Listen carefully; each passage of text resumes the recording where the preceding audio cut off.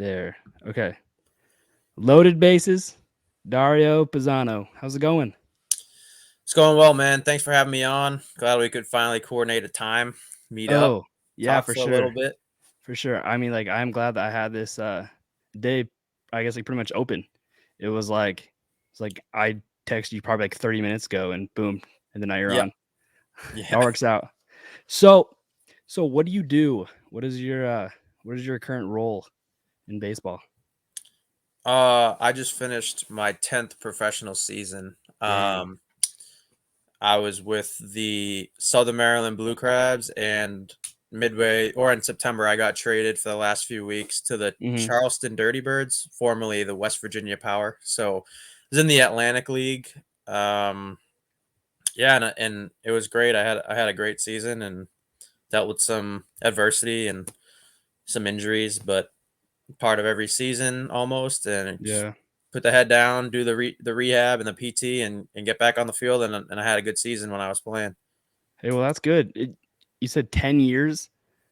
Yeah, yeah. So I got drafted my junior year at Columbia, and that was in 2012. So Mhm. including my short season, my rookie year, this was my 10th professional season.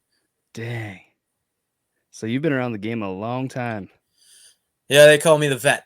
So one of the vets, but our team in the Atlantic League, it's an older veteran experienced league. So I was actually on the team I finished with, there were actually guys that were like 35 to 40 on that team. Oh, damn. Yeah, so like one of the most experienced guys was Alberto Callaspo. He played over 10 years in the big Mhm. leagues. Like, and he's at 38, like he was still playing third base, and Dang. he still hit 330 or whatever he hit. It was crazy. But yeah, so I've been around a long time, and it's been it's been great. There have been a lot of ups and downs over the road. Of Yeah. course, like everyone's It's career has it's has baseball, positive. man. It's Yeah, I mean, let's just things say happen, the cliche, it's the grind, right? So honestly. definitely. Yeah, so let's go back a little bit. Like, when you're younger, were you always wanted to be a professional baseball player? Yeah, so I played like all different sports growing up, but Yeah. um I played basketball and baseball were the two sports that I really liked. And when I was 12 years old, like my little league team went to the Little League World Series in 2003.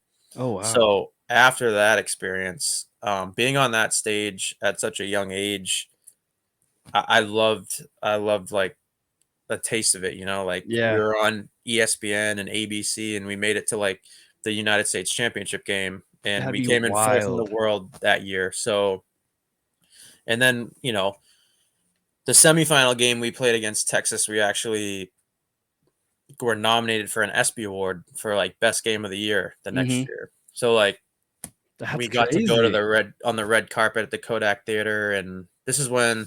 So we're from Boston. I'm from Boston. So Mhm. the Patriots, when they beat the Panthers in the Super Bowl, like Tom Brady's Oh, second yes. Super Bowl, won that category. They won best game, and we met Brady on like the red carpet. He was only like 25 or 26, and he shouted us out when he accepted the award. Like, how about that little league team? And so I had some crazy experiences when I was younger with baseball, and Yeah. I loved it, and I decided when I was 12 years old actually that's what I'm gonna do whatever it takes to get to that highest level again.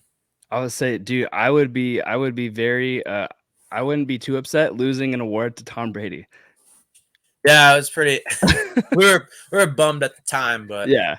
it I was mean, you're 12 years old, like, it it was pretty cool. I mean, we yeah. were at the ESPY Awards, and Outkast did the performance. Jamie Foxx hosted, and we met Dwight Howard, and our coaches actually. We weren't allowed to because we were just 13, but Yeah. our coaches were at the night before the party at the Playboy Mansion with Hef. Ooh. So they were able to like it and like little league coaches, it's like the dads. So it was Oh, like yeah, that'd be huge for them too. yeah, so it was like That's crazy. three of the dads, and our manager wasn't one of the fathers, he was just one of the managers, and Yeah. they got to go, and they met like LeBron James when he was like 19 after his rookie year, and Man. Brady and all. That's how Brady and all them, they were there. Brewski and Willie McGinnis, and they talked to our coaches and they were like, "Can you shout us out if you guys win?" Brady was like, "That's awesome. You guys are here and you're fans of ours." So it was a pretty cool experience. And we were on like a Cheerios box in the Northeast. It was pretty crazy. Like Yeah. that experience was crazy. So that's what led me to want to pursue baseball. Like Mhm. I loved baseball, but I knew that I performed at the highest level at 12, Yeah. and I wanted to do whatever I had to do to get to that high level again in the professional level. So, yeah, I kinda have so, like, so when I was 12, I went to, the Cooperstown Dreams Oh Park yeah. tournament, Yep. and, and then, like, playing there, just, like, with, like, the 96 teams, like, for that week, it's kinda, like it's very, like, inspiring because you're just like, "I wanna be here." I mean, like, I Yeah. wanna play against, like, all these guys, like, later on, and, Yeah. like, that moment, I'm like, baseball is, like, now, like, my life. Mhm. It changes. Yeah. We played in Cooperstown too, though. I mean, Yeah. we were 10 and 11 years old, and we were actually supposed to go back that 3rd year for 12, but we Mhm. went so far in the little league, so we couldn't go. It was a pretty Oh, good consolation prize. that's a very, very good price for that one. Yeah, right.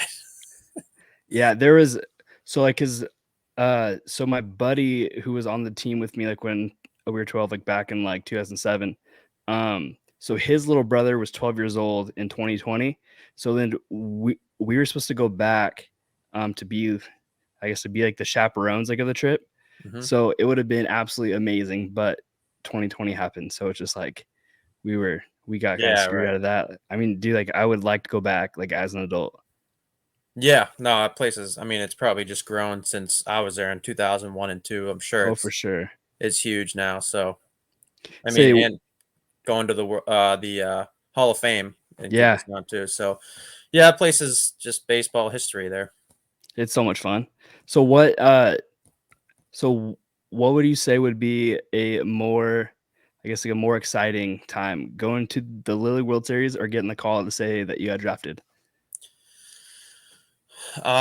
Wow. I mean, that day was like a roller coaster of emotions, the draft Yeah, day, because I yeah, was I mean, the draft is so crazy where I had multiple teams saying they were interested and be ready in this round.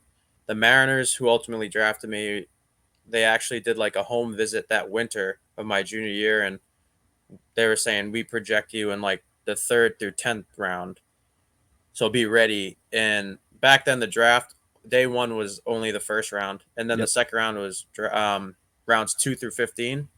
So I had like my whole family, my friends over on day 2, and I was expected to get drafted. And all the rounds keep going by, and it was like 7 hours from 12:30 to like 7:30, and I was drinking a little bit and eating food and just waiting for the call. And like my agent was calling me and was like, um, they said be ready. They said be ready. Rounds kept going by. I wasn't getting drafted.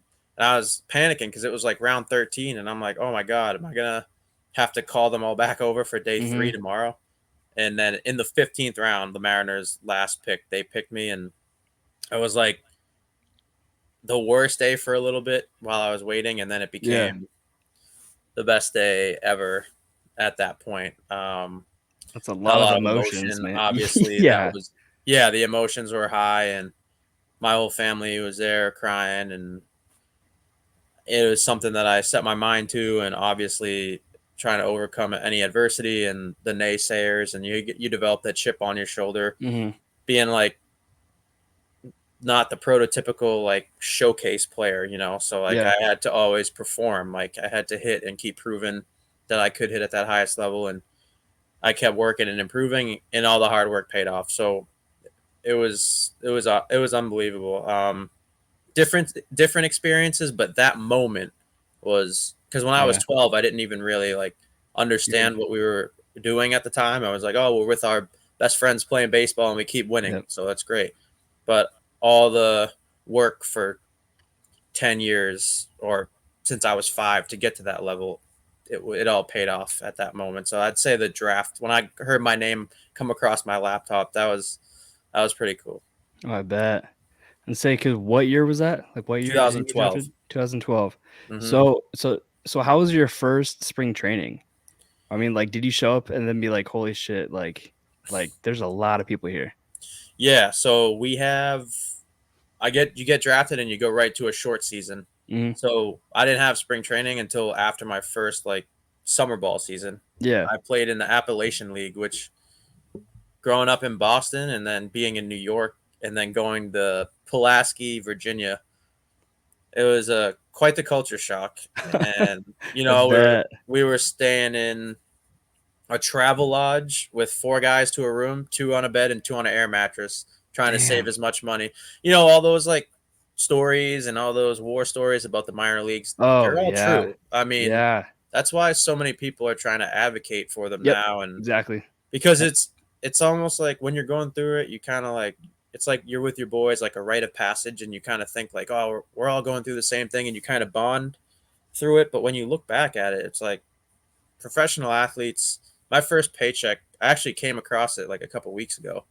I was home and I don't know where I found it in my room with all my stuff over the years that have accumulated at my house, when I've yeah. been away. And it was like $208. It was like And that's my for a first my ugh, first paycheck as a professional baseball player after 2 weeks was $208 after taxes and after they took out however much we were splitting like the travel lodge room. So it was crazy. The peanut butter and jelly is all you can afford, and that stuff's no lie. I mean, it's yeah. crazy. So I think that it's great that finally there are some groups that are advocating for Yep. the minor leaguers, and that they just decided that they're gonna pay for all the housing for the minor leaguers. It's like I want to hit the Mariners up and be like, reimburse me for 10 years of minor league pay. I mean, I would give say me for all the my money housing back. for sure.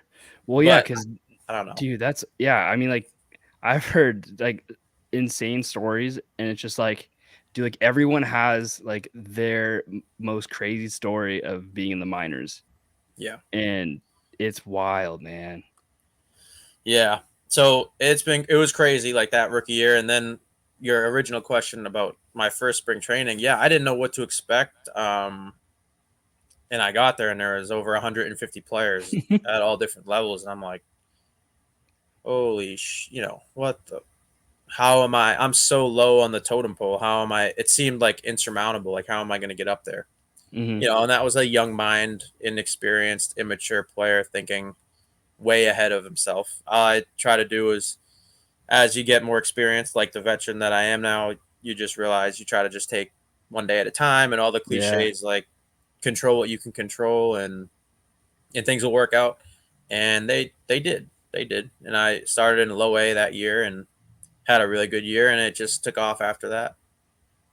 So, yeah, it's, dude, like, I would say because you made it to AAA, Yeah. correct? I was in AAA AAA, for yeah. two seasons. Yep. 2016 and 2017. So, yeah, it's an insane journey. Absolutely wild. Say, Yeah. what if you look back, like, what would be, like, the one thing that you were just like, "This is amazing?" Well, I mean, Well, I as guess, like, that's a pretty loaded question. Let's see. So, I guess, like, if you would t if you were to look back and say, like, w let's let's do good and bad. Okay, so for, like, the bad part of it, I mean, like, what would you look back and you're like, "Damn, like, this is not, like, what I thought." So the bad, definitely the bad part about it was one the money. I mean Yeah. that's pretty easy, but just all the time away from your family and your loved ones and your significant other, which it strained all relationships. I mean, your friends and family support you like crazy, but when you get older, like I just did it at 30 years old, and there have been all your friends and the people you care about. I mean, how many weddings and graduations and holidays Yeah. and funerals that I missed like over the last 10 years. It's hard, and birthdays, everything. And then just the relationship, they support you, and but you see like all my best friends from my class of Columbia, they've all been married, dog, kids now, Yeah. and I sacrificed a lot of stuff, a lot of shit over the years to grind it out with the hope of being the big leaguer one day and getting that, fulfilling that dream. And I didn't get there. I was so close. I was in big league spring training one year in 2016 in AAA with the Mariners, and opportunity didn't arise. So that's just what happens. I think you can still get there though. I mean, that's the thing. Yeah, I know a lot. I know guys who have been getting there and the crazy stories that in their 30, like early 30s. Yeah, I mean, there's a lot of reevaluating that I have to do. Yeah. It's so close after the season in the Atlantic League actually ended like October 13th in the playoffs. So it was Ooh. late. So it's only been just over about 6 weeks since my last season. And all the wear and tear over the years too, man, like the injuries, you get through them, but they're hard. This Yeah. last year I missed 6, 7 weeks dealing with things, and I came back healthy. And I mean, you could just the elbow, my shoulder, my Yeah. back. I mean, my hamstring. My hand. I check swung and tore a ligament in my hand like 6 years ago, and I Ugh. missed half the season. It just was always, and you do every single thing to try to stay on the field and PT and train and core stuff and conditioning. And there's just things that happen, a professional athlete in a Yep. course of a game that are freak things, and the wear and tear, it's starting to get to me too. Not to say I'm old in life, but old as an athlete, like 30. Dude, I Um, feel old at 27. Dude, like my yeah, body is hurting. So like yeah, I for cannot sure. I imagine mean, you right now. you told me you got the injuries in Oh yeah. your Yep. arm, and yeah, all that, doing whatever it takes to get on the field and that streamlined like goal and that view of getting to the big leagues. It's exhausting. It's like mentally Yeah. exhausting, and I loved every second of it. But and the journey. It's all about the journey and making the adjustments and overcoming adversity, and it's super rewarding because that's what you set your mind to, and that's your goal. There's just a lot of things that people don't know about that go on, even trying to compartmentalize things in your personal life while you're trying to play. I mean, that stuff, it took a lot of work mentally to Yeah. build my mind. So things that were happening when I couldn't control at home, that were happening with It's family members, or it's tough. yeah, I mean, and it's hard for everybody involved in anything, but it's just, yeah, it's hard. And I know I could still get there, but I just don't know what I'm gonna do yet. I have a Yeah. Columbia degree, and I'm 30 years old now, and yeah, it's just sometimes you gotta face things. I don't know yet. That's why I'm just trying to. Yeah, it's like the possibilities are endless for you, man. I hope so, and yeah, it's been a long, successful run with baseball my whole life, and it's been super rewarding, and it's brought me all around the world, even playing for Team Italy this past year, and Yeah, yeah. and all around the country, and it's been unbelievable, the experiences. And I just don't know what's gonna happen after, not yet. So Yeah. So, so what about the good times? What good are time. some good stories? I mean, all the stuff with the boys, I mean, Yep, the the stuff, traveling, man. the traveling, and like I kind of hit on a little bit earlier, just a few minutes ago, it's, yeah, the shitty conditions and the bus rides overnight and the peanut butter and jellies and the Applebee's. How many times can I eat Subway at a gas station? Half price Often. apps, Applebee's, man. Yeah, after 9 o'clock. I mean, we gotta Yes, sir. try to save money. We know all about that, the tricks of the trade. But it's just like, yeah, it sucks, but it's almost like you're doing it with your boys, So Yeah. everyone's going through the same thing, and the locker room stuff, and the conversations and the experiences with people all over the world in Yep. baseball. I got friends that are from the Dominican, Venezuela, Mexico. We had some Korean players when I was younger with the Mariners, and like, uh, all over from Europe, So it's been crazy. All different parts of the country. They all come from different walks of life, and you meet just diverse people all over the place. So Yeah. it's cool to interact, and like everybody's different, but the same in ways too. Like trying to go through the same thing and trying to work through off the field issues, mechanical adjustments on the field, guys that move up over them, all the same mental struggles and physical struggles. You're all going through it at the same time.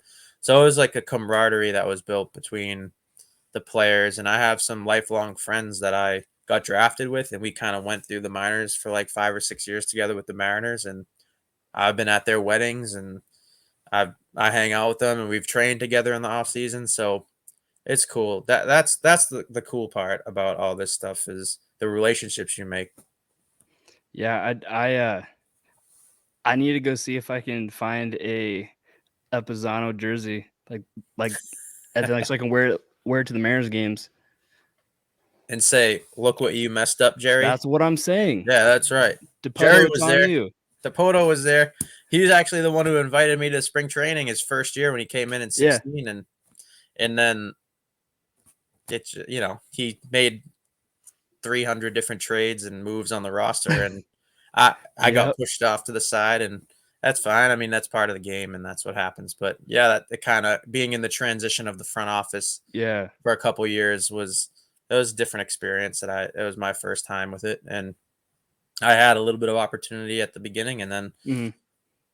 whatever. But yeah, grab that jersey, get in there, and look up to the press box. I will be like, "Look, fuckers, like, this is what you messed up on." I had a pretty good career. I think I could have Yeah. helped, and So on the offensive side of the ball, a lot of teams. say, did you get traded or did you just go sign with the Mets? So That yeah, organization? I didn't get traded. I played out my rookie contract with the Okay. Mariners, and then I was a free agent and signed just for 2019 with the Mets. Mhm. Okay, yeah, 'cause I was confused on that because I'm like the stories like that I hear about like getting traded like mid-season or like in the off season, like it's just like it's like boom, you've been traded and go. Like Yeah, that yeah. would be No, that's so how it is, and that'd be so frustrating too. it's a shock, and I have one of my really good friends with the Mariners. He's been on like 10 different teams now because he was like on the 40 man, and he was that 40th guy on the 40 man. So he Ooh, would get DFA'd, claimed, go to a different team for like 2 weeks, boy, DFA'd, yeah. claimed, different. He did that whole thing for a few years, but yeah, it's crazy. Always going all over the country. You see, so what does Dario do off the field? What's your things that you like to do? Huh. So I know I like to hang out with my buddies. I mean, I've been in New York City and Hoboken, New Jersey, right next to New Mhm. York City since 2009 of the fall when I went to college my freshman year, and I had met my girlfriend over there, and we've been together for 10 years and living in Hoboken, and all of our groups of friends from Columbia that are all married now, we all kind of stuck around the city for a while. So Yeah. it was great. We'd go out in the city, and my brother actually he's 27, so he was moving there. He moved there through COVID, but he moved back home for a little to take some finance test. He talks gibberish to me. I don't know, but he was like an econ major at Holy Cross. He's killing it.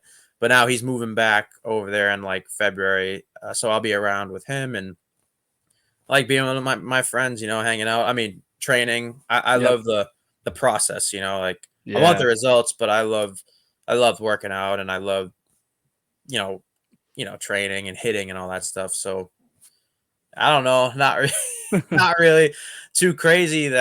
Nothing crazy. Just kind of having a social life with my friends, and Enjoying being not on the field. yeah, I mean recovering Yeah, yeah. is huge. See, I mean, like, every morning, like, when I get out of bed, dude, like, my body hurts. Like, I couldn't imagine Yeah, playing baseball all that time and then still just, like, getting out of bed. That's tough. yeah, and I've had one of my injuries that has been messing with me over the years is in the lower back. So Yeah, that's getting out of bed every day and having to sit on a foam roller and a lacrosse ball just to yep. feel loose. Just part of my daily routine that I added in over the last few years. It's all right. That I think that that's just called getting old, and it is happening to all of us right now, and it sucks, man. It does suck. Let's, Whatever. let's wrap it up a little bit, like, so you can go get some food. So, I have one more question. So, let's say that there is a kid in the minor leagues and he feels stuck, but he doesn't know what to do. what would you tell him? One thing I learned, and I really had a problem with this when I was younger, because I had that chip on my shoulder, it got Yeah. so big that I felt pressure when I didn't perform. So it actually was like the law of diminishing returns where it would drive me, and then if I failed, I would, I started putting a lot of extra stress on myself. I started looking at people in front of me, worrying about the things that I couldn't control, and it affected my game on the field. Um, Work with the mental skills guys. I mean, everybody, it's so not taboo anymore about mental health. Like Yeah, it's huge. everyone with the old way of thinking about it was like, you're tough, you're an athlete, just put your head down and push through. No, like I think that that's crazy. And I used to think that way. It's just kind of a product of the time that I came up in. And it's great. Now you see athletes all over the place dealing with it. And I deal with mental health issues too. I mean, it's the anxiety and sometimes depression, and there's stuff that's going on in my personal life, especially right now, that are really bothering me, and that stuff takes a huge toll, especially the grind. I mean, that grind, being away from everybody, it beats you Yeah. down, it beats you to your knees, man. So I'd say really you work on your hitting, right? Or your throwing or whatever. You work on your body, work on your mind too. I think that's huge because there's so many things you can't control on and off the field, and you just have to just try to be present and mindful and just try to control what you can control, however cliche that sounds. But yeah, like I said, It's true though. yeah, 100% true. I mean, dude, like I feel exact same way. Exact same yeah, way. no, and it really, I didn't ever know how to define it, right? So like, I knew I would feel off sometimes, and I'd be like, oh, I'm just in a funk. I used to call it, but I didn't know I was going through like clinical like anxiety and stuff, and I finally, I'm open about it because I don't care, not care. I care about it. So I talk about it, and I've had like some mental health issues. Like there was something going on when I signed with the Mets. I had put so much pressure on myself to make it that year. And my grandfather, who taught me how to play baseball, he passed away suddenly right before spring training. And it was like trying to compartmentalize it and like just focus on baseball. And then, I started having like, panic attacks and stuff. So I didn't, as an athlete that's so fine tuned with their body, like Yeah. I know everything that's going on and I couldn't understand what was going on. I thought something was wrong. So I started, going and get tests done, and they were like, you're very healthy physically. And I didn't understand.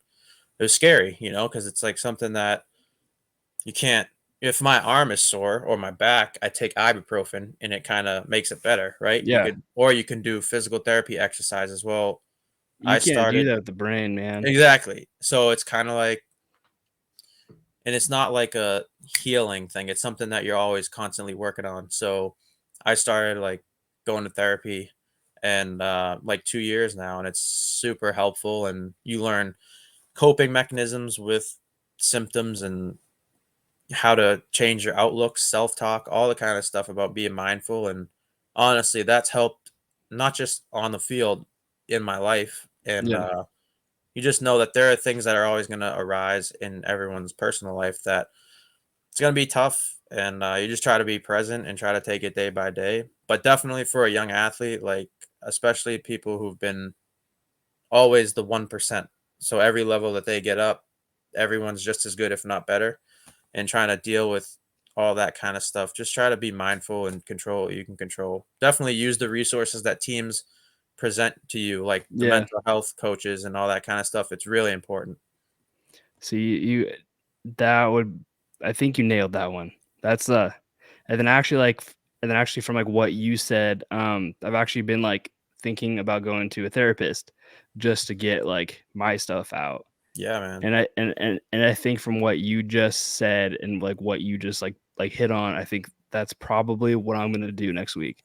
Like I'm gonna call and then I'm like I'm gonna start doing that. That's awesome to hear. I mean, you see like these huge guys now, like Dak Prescott, Oh super, yeah, yep. super advocating for mental health, and Hayden Hurst, I think, like the tight end, I Yep. think he's on the Falcons, and he had some. I mean, you think, and what really helped me was Michael Phelps actually had a lot of trouble with mental health, and actually was contemplating like suicide after he's seemingly at the top of the world, right?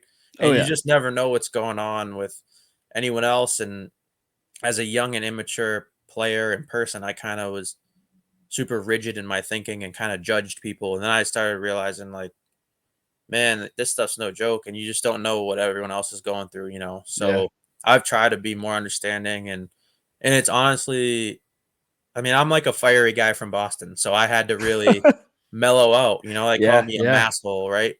And I was super like ready to attack always, you know, confrontational, and that's just not good. Like I Mm. really changed the way I am, and I'm still trying to change and focus on growth of myself and how I act and how I perceive things. You know, it's a constant process. I think that we all have to realize it's constant for the rest of our lives, and we just gotta keep working at it. It's like anything, you just gotta work at it. Yeah.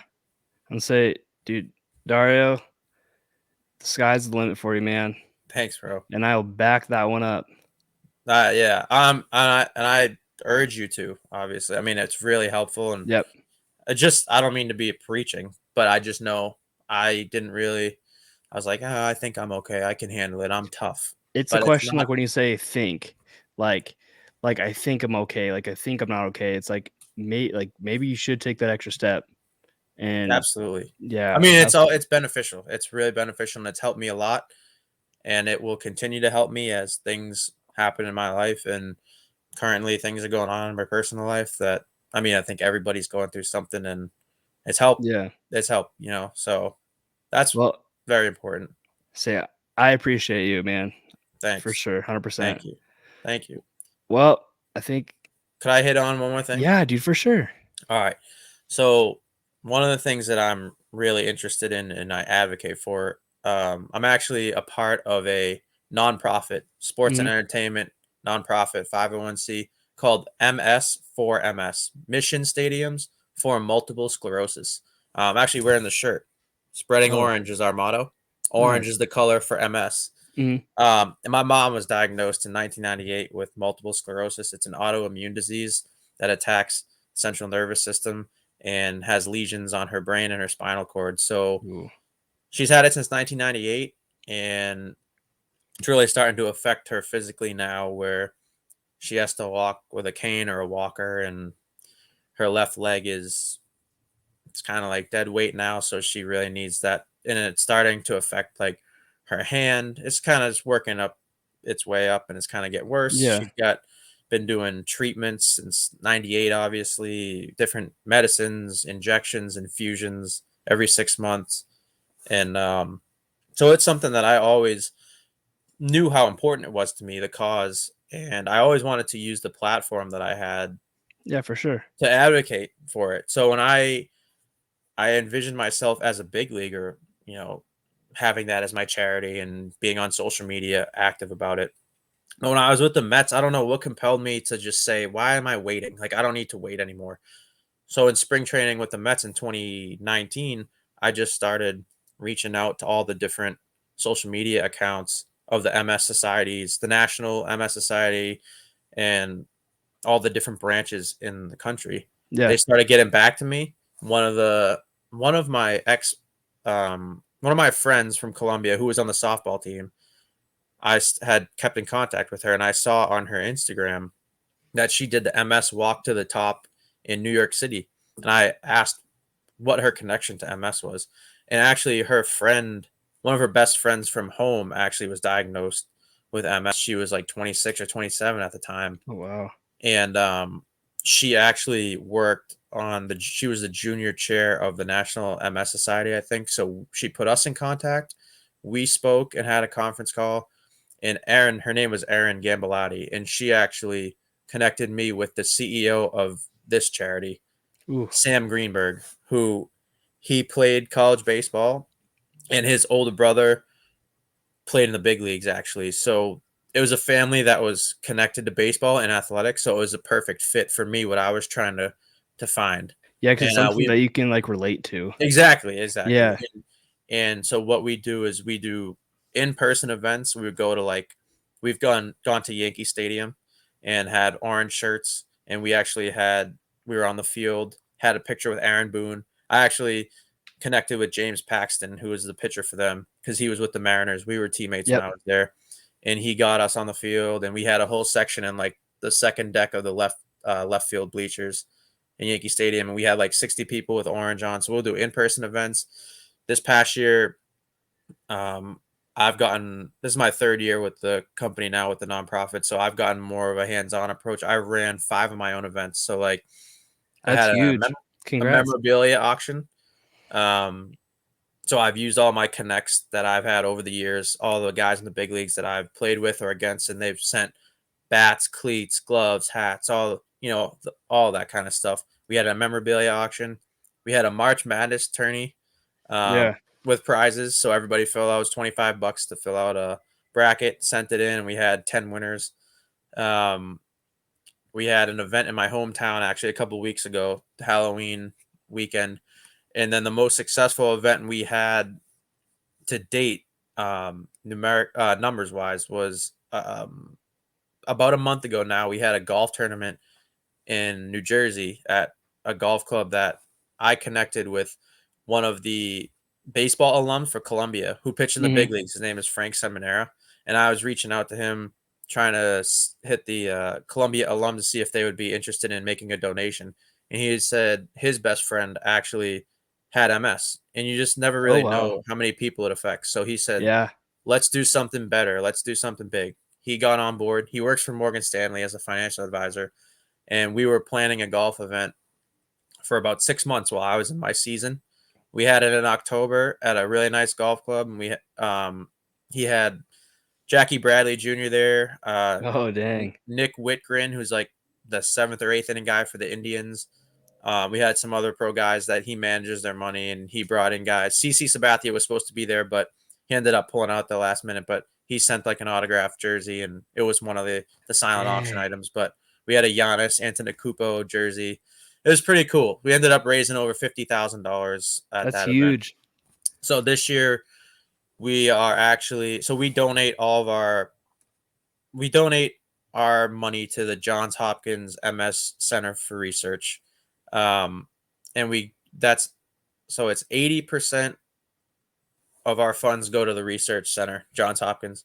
20% go to MS families that Hmm. need it. So MS warriors, we call them. And sometimes those bills add up, those hospital bills, Yeah, medicines, for sure. a scooter or a walker that someone needs, it adds up. So we actually donate some of the money to them to help them with bills and try to buy them a scooter. We've actually donated 3 scooters this year, or 2. And yeah, so we're actually making the donation to Johns Hopkins at the end of December at some point, and we're gonna actually give them a check for $100,000 this year. Oh wow. And we were able to get $25,000 to families who are in need, groceries, bills, all that kind of stuff. And last year we donated 20. So this year we donated 100. So That's a we're big jump. exponentially growing, and hopefully we can keep making connections and keep growing. And it's something that obviously that means a lot to me because it's Yeah. such a personal thing with my mom, and her and my dad have given me every opportunity to be where I am and how successful I am. They've been nothing but fully supportive my whole life. So it's I could something I really care about, that I really Yeah. want to advocate for. So I appreciate you letting me share Dude, that for on. sure. It's awesome like what you're doing. Thank you. I appreciate 1,000%. that. It's I appreciate I it. think I actually have a connection for you. So I have a buddy, so he started a company called Mobile Scooters Direct, and Okay. he's a Northeast guy as well, but he lives down in Florida, and maybe somehow I can reach out to him to somehow help you like with like the scooter stuff. Yeah, 100%. We're always looking for connections and Yeah. and ties to it, and any way we could help, that would be huge. Thank you. I Yeah. appreciate it. Yeah, for sure. I mean, like after this, like I can send you his number and then we'll just go from there. Yeah, for sure. Definitely let me know about that. Dude. So All right. follow Yeah. our social media accounts. Yeah, what It's are they? it's let me make sure I do it 100% right real quick. It is, God, sorry about Dude, you're good. You're good. the service here isn't great always. All right, it's so our Instagram is MS_4 the number _MS Mission Stadiums for Multiple Sclerosis. So follow us on there. We have a website. Actually, it's brand new. The last year we hired a company to redo our whole website, and it's really good. So it's ms4 the number ms.org. You can read stories about MS warriors and their personal accounts on there. We have information on events coming up. We have research information, what's going Mhm. on with Johns Hopkins on there. Some of our ambassadors, which I'm an ambassador, the information about our ambassadors and how they're connected to MS. All of our information, make donations on there. Any little thing helps. We really appreciate. And we have our merchandise on there, which is pretty sweet. We have hats, shirts, sweatpants, tank tops for men and women. So go on there, check it out, and appreciate the support. Yeah, I'm going to bring that up right now, actually. I'm going to post it on Twitter, post it on Instagram, all the above. Thanks, man. Dude, Appreciate that a lot. no problem at all. It'll be I just wanna help out. Like, I just wanna Yeah, do, like, what I can. that's great. No, we appreciate any help and any support, and obviously it's great. I mean, we hope to keep making a difference and ultimately find a cure for MS in our Yep, lifetime at some point. and I believe manifesting it, it will happen. Yeah, me too. So, Dario, thank you so much. Thanks for having me on, man. It's good to talk about this stuff and Yeah, go over the career a little bit again. yep, And it's good to be on. I appreciate you having on. I like talking shop. I could do it all day. So deal. So then that means that we're gonna have to have you back on. 100%. Let me know whenever, and I'll jump back on. Deal, sounds good. All right, man. Alright, have a Thanks for great having me. hey, no problem. Have a good weekend. Alright, you too. Okay, see ya.